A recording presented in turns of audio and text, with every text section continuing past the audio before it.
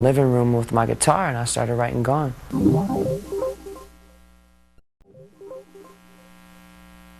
As NSYNC was growing as a group, Justin was growing as a man that had something inside him noticeably different than the pop sound of NSYNC. Justin struggled with wanting to keep his NSYNC brothers happy. I guess I was coming to a place where I just wanted to see if I could write something that we all would be happy with. And that's when I just kind of went for it. One day I was sitting in my living room with my guitar and I started writing Gone. Gone, you're gone, baby, you're gone, you're gone. I think the Gone video was the one that really pushed everybody over the edge, because seeing him shot by Herb Ritts in black and white, all of a sudden you saw him different, and his head was shaved and he looked really like cool urban boy. I don't think there was really any fear. For one thing, we knew it was good music, which did very well at R&B radio. So it was just another continuation and more growth for him. NSYNC was a music powerhouse, and Justin, with his charm and boyish good looks, emerged as its star. He was ready for a change, but it wasn't the one he expected. That's the most emotional I think I've ever felt. That's the most on edge I've ever felt, because yeah, I was torn up because I didn't want the guys to think that I was leaving them, and that meant a lot to me. Justin feels the growing pains of life and love. Yeah, I was going through a very tough time in my personal life with a breakup that I had been into for like 4 years. And then on top of all that, I was buying a new house, I was doing a new record, I was doing something different completely musically, and I was trying to explore who I was in the studio, because you only get one opportunity to make your first solo album.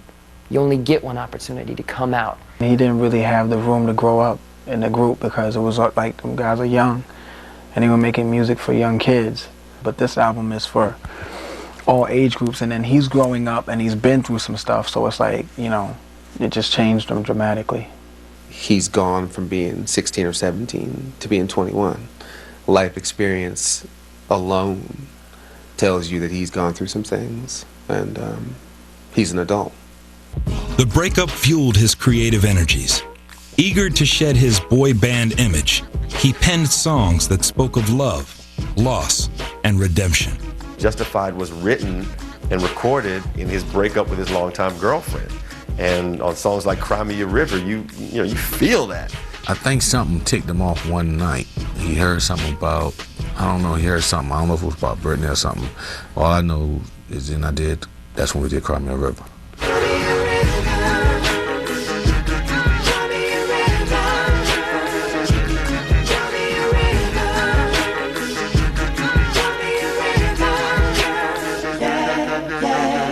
There's different reasons for doing music, but they all come from a good place. Some people do it to get stuff off their chest, but you do it because it comes from a good place. You're trying to heal something. Justin already knew he wanted to make an R&B album, but to do it, he needed help to distinguish his talent from the rest of the pack. He had to have his own vision about what he wanted to do, even if it was not accepted or no one bought it or anything. And it's not that he's trying to be black. It's not that he's trying to be anything that he's not. He is who he is. You should never be comfortable. You should always have something that you're like, I don't know if this is gonna work. You know? That's what being an artist is all about. He really did take a risk and really did kind of roll the dice, but he did it very calculated. You know, he worked with the Neptunes and Timberlake. I mean, it's very much a collaboration, and you could tell that he worked on it with those people. Like, it didn't just come off like, okay, Justin, here's your tracks, sing them. In preparation for his first solo album, Justified, Justin Timberlake performed live at the 2002 MTV Awards, unveiling a new image and sound shockingly similar to his childhood idol. Like, I feel like they took my outfit and made an image out of who they thought I was. You know, it's just an outfit. There's a fine line between paying homage to and duplicating. And he's never shied away from the fact that Michael Jackson is a huge influence. Michael is Michael, Justin will never be Michael.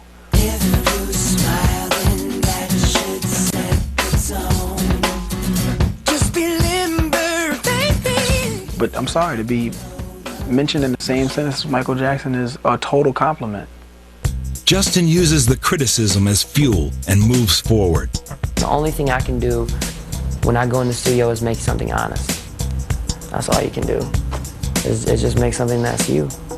And I think the whole record is personal. Like if you're asking which song is the most personal, 113. They're all personal. When we return, will a suspecting and hard-to-convince urban audience accept his brand of blue-eyed soul? Hey, yeah, I'm that white dude.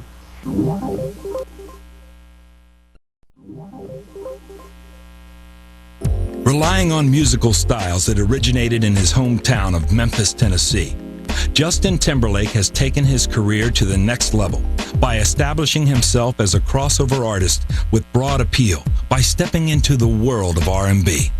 An R&B or urban audience, I would say, are kind of 18 to 34-year-olds. They're very, very sophisticated. They very, very ambitious, very like the best of everything, and they're tastemakers. There's a feeling sometimes that like this is ours and here's somebody else coming in to try to take some of it. The feeling is that way with Eminem, and in some ways the feeling is there with Justin. But at the end of the day, those people who really have open minds are going to allow people to express themselves in the way they feel most comfortable. Hey, yeah, I'm that white dude, and then there's there's black urban music, and that's what it's considered, and then you put those two together and you're kind of like, well, this is something a little bit different. I don't know how I feel about it. Justin is naturally soulful. It's not anything that he went in intentionally to try to create, because it just came out of him, and that is part of who he is. And I think that comes across in the records and his performances as well. I grew up like listening to Stevie Wonder, Brian McKnight, Donny Hathaway, who happens to be my favorite singer. Al Green lives down the street from me. Like, that's the coolest thing in the world to me, Ha, I'm so in love with this. Come on, man. Collaborating with a talented group of hitmakers like the Neptunes, Timbaland, and Brian McKnight, Justin Timberlake starts the transformation from member of a pop boy band to justified soul man. I don't think he'll ever tell you that, man, I wish I was black. It's not that. It's just, it's cool to be urban. Like, he stayed true to who he was, and we all know in the urban community it's all about keeping it real. You want to respect everything that's going on. I was always taught to respect everything that's happening around you. You ain't got to prove yourself when you sold all the many records and then you come off of all that to get urban spins and to get urban airplay and be really respected by the thug. And be really respected by, for Marilyn Manson to say to me, yo, don't tell nobody, but that Justin record is hot. Job well done. If you try to hate somebody and you can't, you know they're doing it right. And that's what I always hear from people. We tried to hate him, but that song is banging. I can't help it, what are you gonna do? Justin gets the ghetto pass as kind of George Michael did before, as Tina Reid did before, because the music is in the pocket and the soul is felt. I didn't go in the studio and try to make an album where I was like, I want this to cross this board, and we got a urban radio and pop radio, and I didn't do anything like that. Like, I just went in the studio and I said, where am I at right now? Who am I right now? Singer, songwriter, Justin Timberlake epitomizes success through passion, desire, and being in sync with his love of music. He realizes how fragile celebrity is, and I think he's enjoying it while he's got it. Younger generations aren't so interested in black and white and colors. They're more about vibes and who's cool and who's hot, and Justin is a cool kid. And the other thing is, black women love Justin. He's a 100% artist. He's a real artist.